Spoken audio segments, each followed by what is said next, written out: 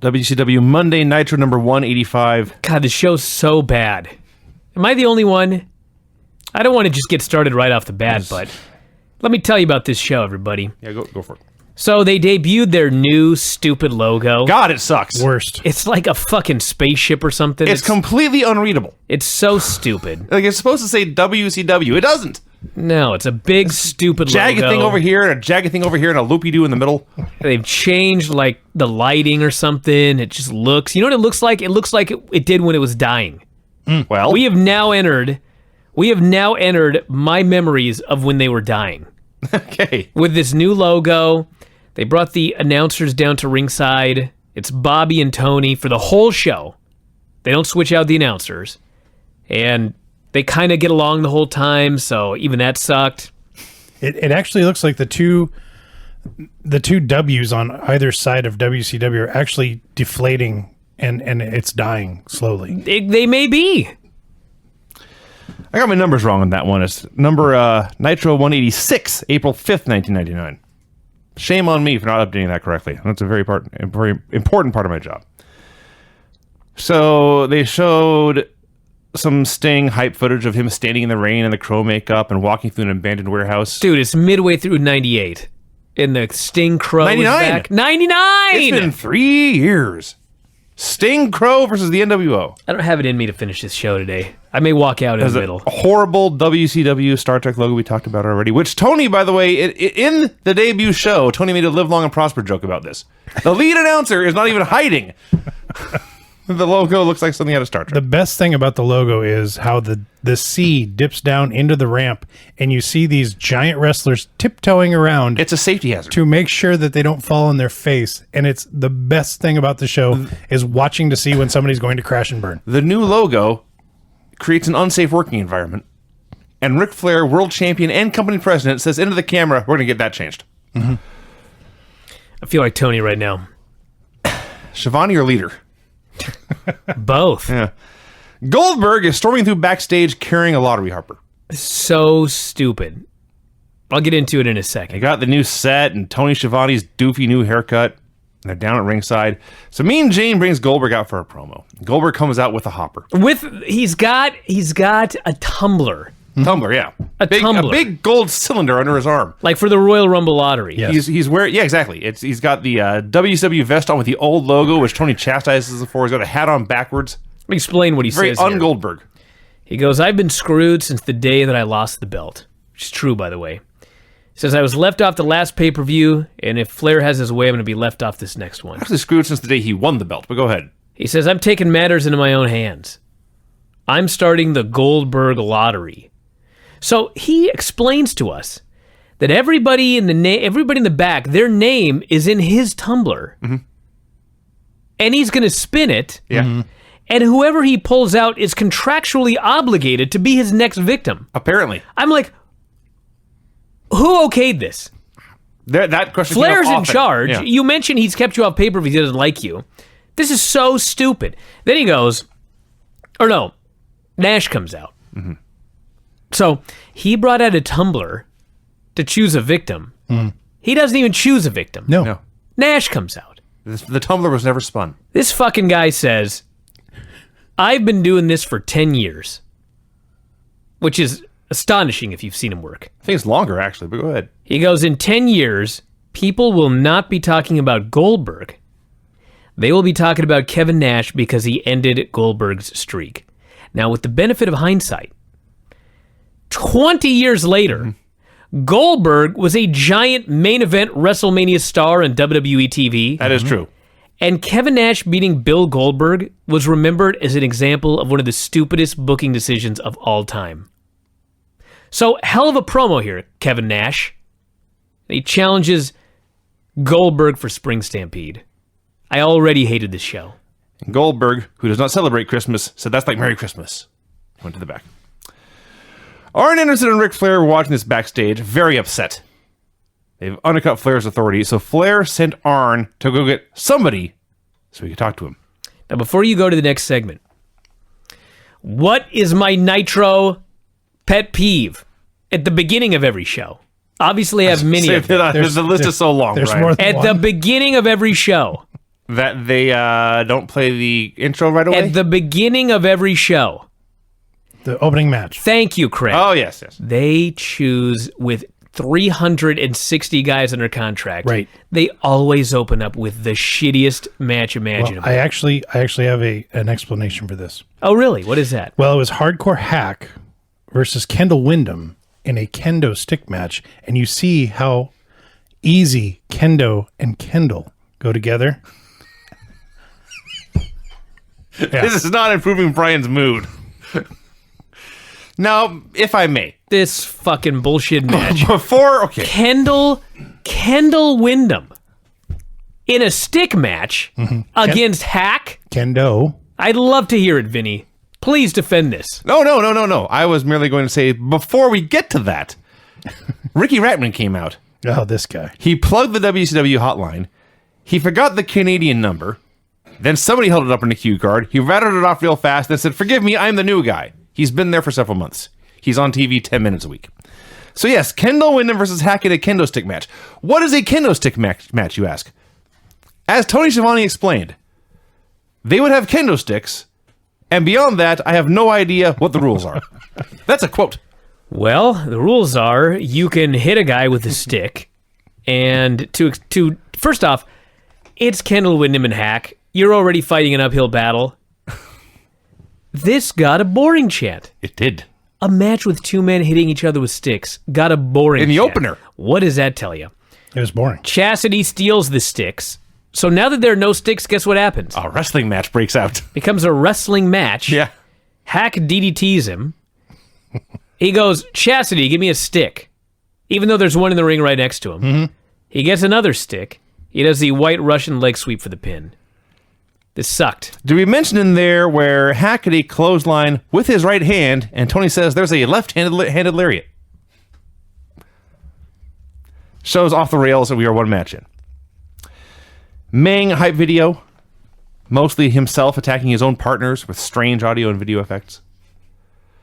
Goldberg goes into Flair's office. Dude, he walks in, and Luger and Liz are just sitting there. They are. And he goes, "What the hell is this?" It's got a good question, actually. I'm like, it's Luger and Liz sitting in Flair's office. What's the problem here? Then they cut away. And it was never spoken of again. Flair and Arn denied having sent for him, and no one ever talked about it again. I don't know. Now it gets worse. They go to commercial, and when they come back, Arn Anderson finds Kevin Nash in the kitchen. Not like catering. No, it was the kitchen. There was a kitchen there, and Kevin Nash is in the kitchen. Okay, I'm going to jump forward here a little bit just because I need to go backwards to explain how much this show sucks. Arn says, "Kevin, the champ needs to see you right now." Nash goes, "What's going on? Does it have to be right now?" Arn says, "Yes, he's just in a fury right now. He needs to see you right now." Nash says, "All right, hold on." Now, they go through like 5 segments, and then eventually Flair meets with Arn. He goes, "Where is he?" He's not in a fury. In fact, he's making a joke of it. "Where's the big guy? Where's he at?" Arn goes, "He's right behind me." Kevin shows up. That's it. That's what happened. Why did he need to see him? I don't know. Why did we waste 5 segments on this? I don't know. Why is everything a waste of my time? I don't know. So yes, after 3 years now of NWO versus WCW feuding, Arn Anderson, Ric Flair, and Kevin Nash on this show were just all buddy-buddy. They're just chums out of nowhere. So yeah, in this segment here for now, Arn says, "Flair wants to see you," and Nash says, "Okay, I'll be there," and that was it. A Conan Disco Inferno hype video, because this is the go-home show for Spring Stampede. Conan versus Lizmark Jr. As I wrote here, this match was complete ass. Hey, listen. When I heard it was Conan and Lizmark Jr., I thought it would be, at the very best, total ass. But it actually was okay. Because Lizmark is absolutely terrible. He's the worst luchador they've got. Yes. Conan always gets blown up immediately. Yes. I thought there's Also true. zero hope for this match. And it actually was okay. Okay. Conan won with a tequila sunrise. Yeah. I have nothing else to say. It was all right. It was like the best Lizmark match I've ever seen, I think. There was nothing for him to screw up. It was very, very nothing happened in simple match. As I wrote here, Arn told Flair that Nash was coming. Nash arrived and shook hands with Flair. That was the entire segment. Yeah. We had a Scott Steiner hype video, and then, again, Nash and Flair are best friends. They're talking about partying in Vegas. They're talking about hockey. You've never seen such close confidants. Hogan, in his plaid flannel, sees this. He's all flustered while you're talking to him, brother. And Nash assures him it's all business. Which Hogan was apparently fine with. Well, he's skeptical, but... He goes, if it's business, it better be business. Yeah. So they go to commercial and come back. Now Nash is talking to Charles Robinson. Hogan doesn't like that. Yeah, Hogan... Nash goes, he's asking him about Little Nate. Like, I guess he has Flair plates. He has plates that say woo or something like that. Yeah. And he's like, you're the biggest Flair mark there is. And Little Nate excuses himself. It's like, is there a point to this? So Hogan and Nash, they talk about what happened to the finger poke and who would win, and they determine they're on the same team, I guess. Gene brings out Flair for a promo. Flair, as noted, talked into the camera about how he's going to get that ramp fixed. He congratulates... But this, okay, I'll cut to the chase. This was the 20-minute promo at the start of Raw to set up the main event, only it was an hour into the show. Mm-hmm. And it went on forever. Yes.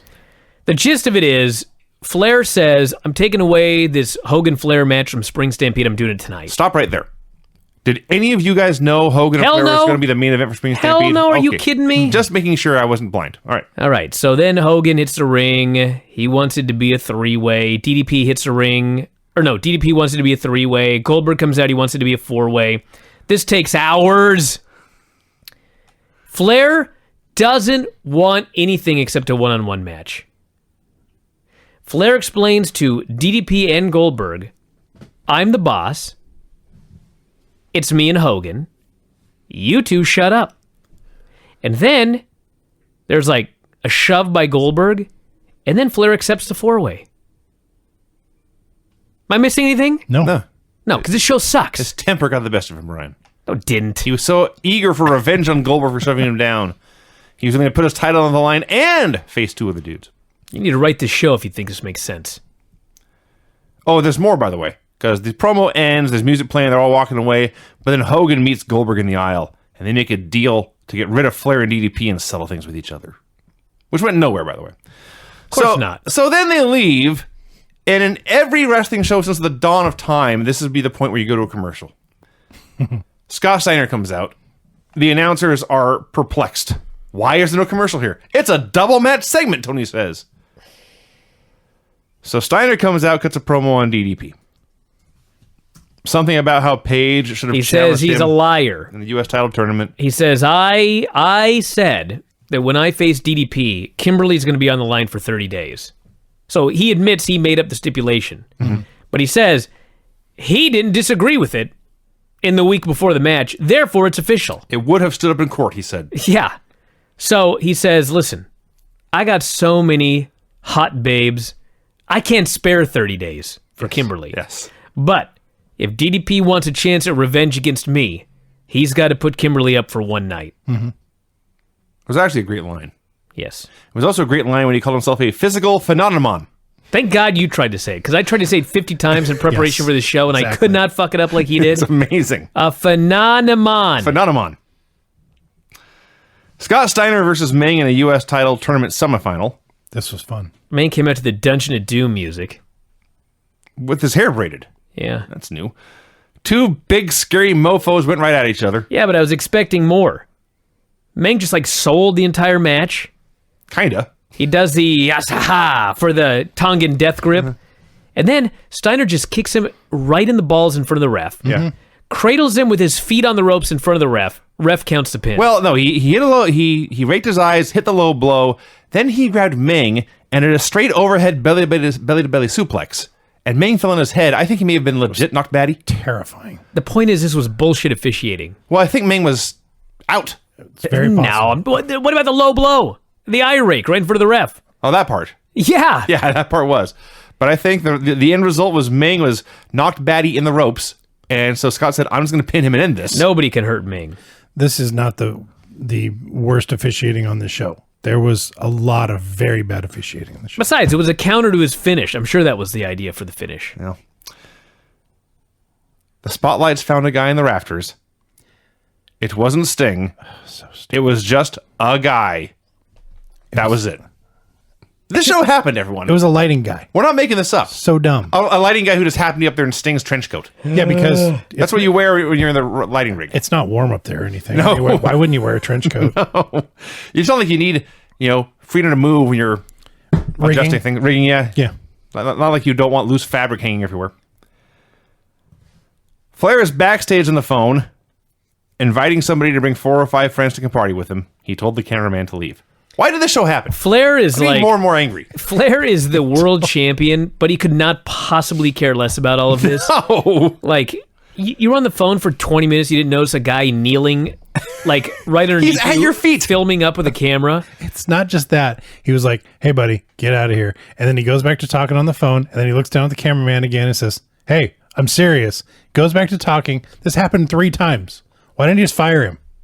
Well, he Why didn't finally he- threatened to, and then the guy shut off the camera. Why didn't he just push the cameraman down? It's his company. Because the for show now. sucks. they, excuse me. They plugged the internet talk show hosted by Bob Ryder and Jeremy Borish, Yeah. which I left. WCW.com. That's right. It's a great wrestling name, by the way. Borish. Borish. They recapped Jim Duggan's cancer announcement from last summer and his return on Thunder. And that's all well and good. I'm happy Jim Duggan is healthy. Absolutely. But I don't need to see Jim Duggan versus Lenny Lane on Nitro Ever. for like 5 minutes. In peak health, he still would have been a decade past his prime. But the thing was, like, he just beat kidney cancer. Let the guy come back on Nitro, squash this guy in 30 seconds. Yes. Say, Yeah. do his ho or whatever and USA. throw his thing in the air and all that other shit. Yep. Instead, he just beat on this guy and beat on him and beat on him. He did a chin lock. He's getting the heat as the baby face. Yes. And then at one point, he has a cover and he pulled him up at 2. He sure did. Not yet. I'm like, Babyface. not yet. And then he hits the old glory knee drop for the pin. God bless Jim Duggan. It sucked. Ricky Ratman came back out. He said he was the new guy again, and he plugged the hotline again. Had a video of Hogan and Nash meeting with the Black and White, and Hogan asked to speak to them alone. And they asked why. They finally all got together and got their heads together. It's been like months. And they say, why did you tell each of us that he was the man in charge of the Black and White? And Hogan, he admitted he dropped the ball. In his mind, you see, one of them would have picked up the gauntlet and risen to the top and been a worthy leader.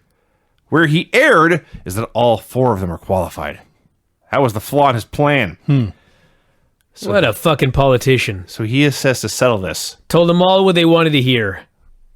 Says there's going to be a last man standing battle royal. The winner is the leader.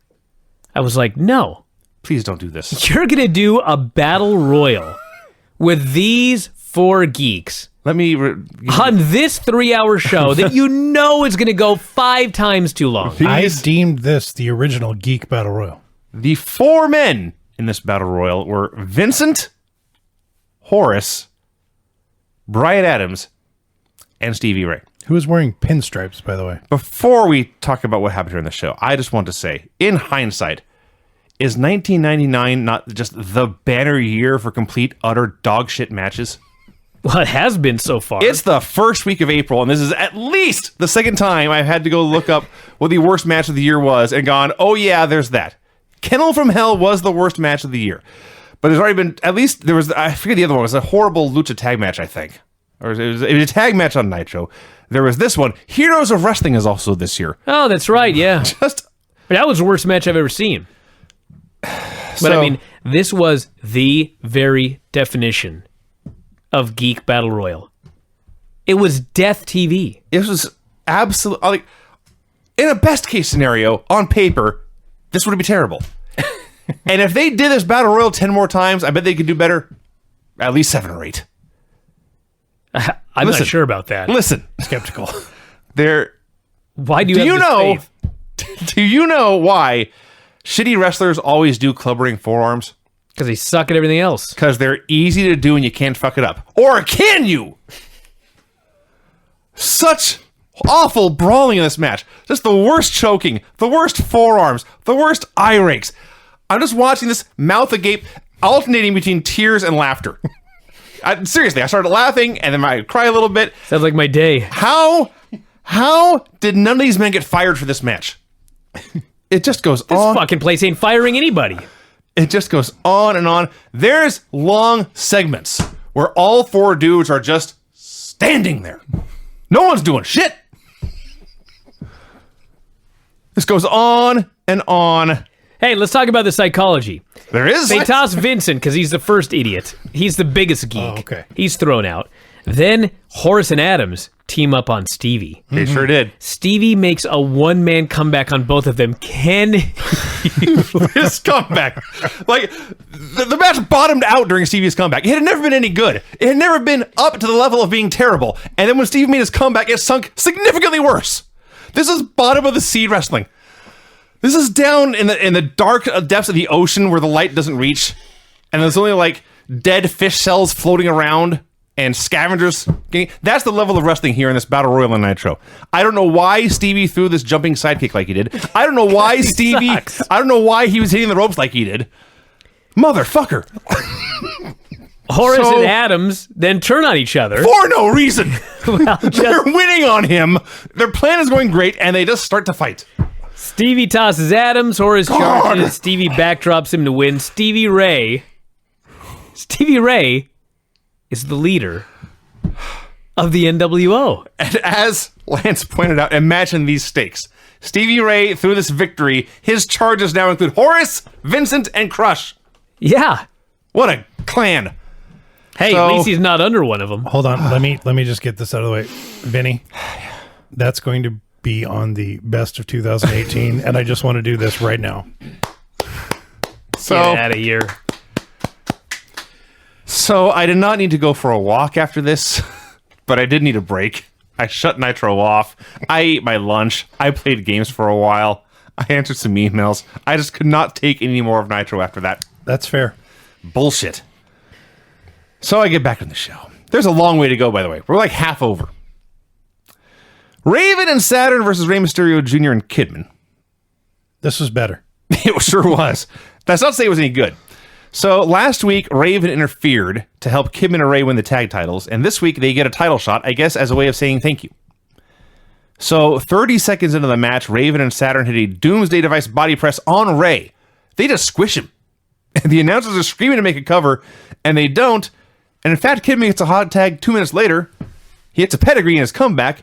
Then a four-way breaks out. I'm thinking, okay, they'll go to the finish in 3 minutes. No, it's time for a commercial break. Yeah, great time for a commercial. And then coming back, it seemed like we didn't miss anything. But you know what?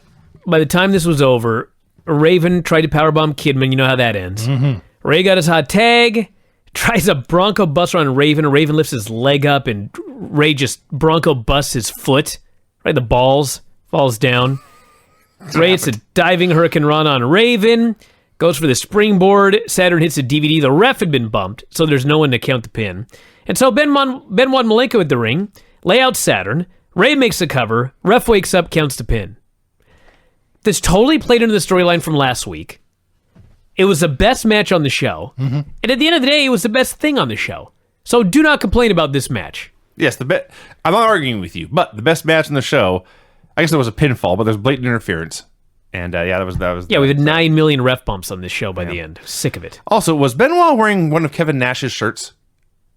This is the poofiest shirt I ever saw. He had a nice white button-up shirt, dressing like a star. It reminded me of the Jerry Seinfeld, I don't want to be a pirate. It's huge. I'm surprised a strong wind didn't pick him up and carry him out. Booker T versus Chris Jericho. Here was where Tony got a Star Trek joke in. Mm-hmm. So they had a fun match for 3 minutes. Steiner runs in with a chair. Booker kicks it into his face. Backdrops Jericho out of the ring, and then Booker is named the winner via DQ. What a waste of time. So this sets up Booker versus Steiner in the U.S. Tournament Finals at Spring Stampede. One thing I will say...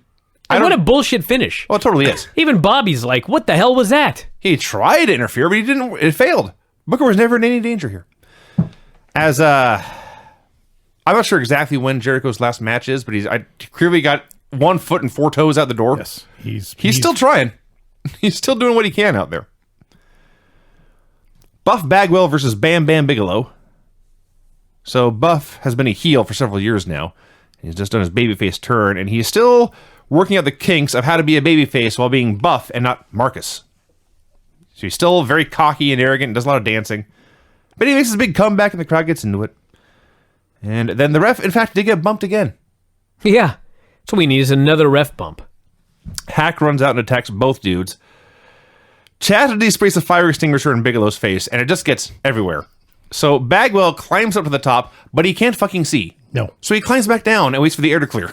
He pretends to be choking or whatever, and he goes up and he hits the blockbuster and wins. And it was awesome because this ref had no clue, even though there was a thick cloud of fire extinguisher Like, I'm not exaggerating. in the air. And it was not safe for Buff Bagwell to be on the top rope because he couldn't see anything. As the ref's counting 3, there is poofs of fire extinguisher excrement flying up. It was unbelievable. Do fire extinguishers have excrement? I don't know. It was weird. It was a weird color. Ref's counting the pin as he's surrounded by noxious fumes. Yes. I'm like, dude, maybe the building's on fire, you fucking idiot. You're counting the pin? I'm done with this show. I've mentally checked out. Ric Flair versus Hollywood Hogan versus Dallas Page. Okay, I'm back. Goldberg. Because I got to talk about Buffer. That took a while.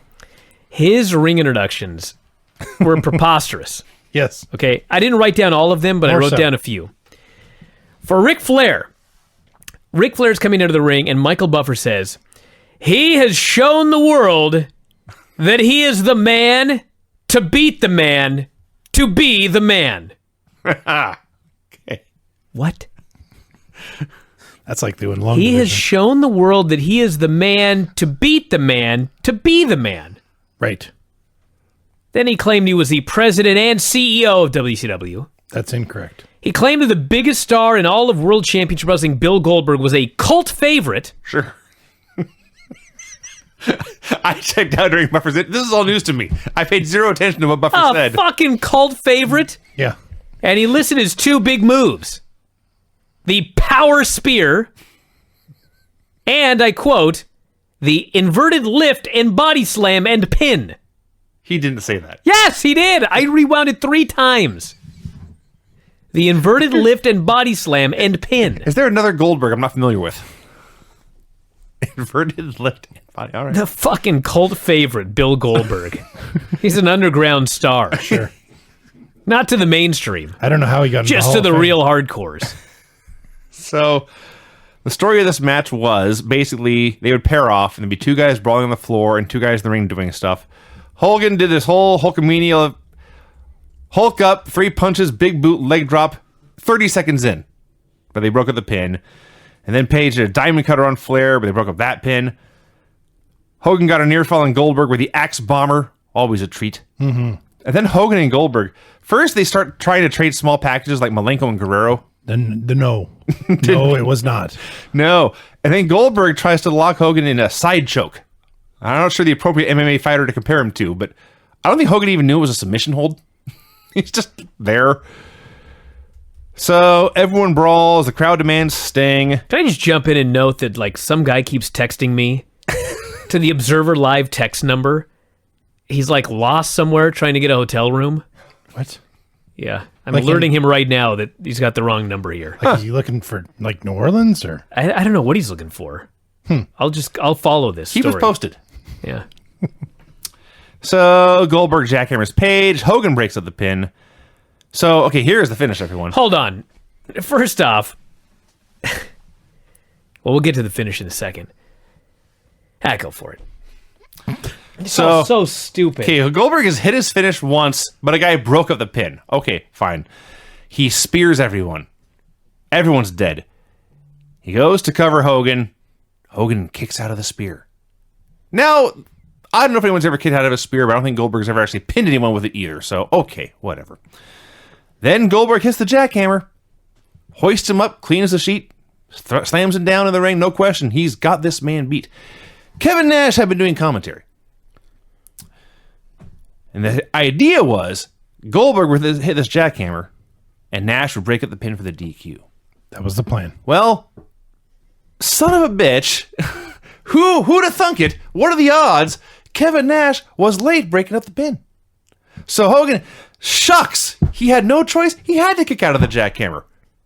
It's not his fault. It's just an accident. You cannot convince me that this was an accident. No, I'm not trying to. This was such a load of bullshit. Remember that Goldberg documentary was talking about it every single day? I'm fucking pissed off. Yes. You've never had fun at work before? I wonder why. Yeah. Jesus. Can you imagine? But you know what? I got to say, this is not going to be a popular opinion. Hopefully Bill Goldberg doesn't hear this. Ooh. This is your fucking fault, dude. Like, when they come up to you with the idea that you're going to hit your finisher on Hogan, but don't worry, Nash is going to hit the ring and break up the pin. Yeah. That's right when you say, fuck off, dude. That ain't happening. Right? You Makes use sense. a little too You trusting. know what's going to happen here. Yeah. By the way, even if this had been executed correctly, this would have made zero sense because Goldberg is wrestling Nash at the pay-per-view. Yeah. Nash on commentary is openly cheering for Bill so that he could get a title match on Sunday. Then he goes in and costs Bill the match. Or tries to. So it is a DQ. At this point, Sting descends from the ceiling. He's got his bat.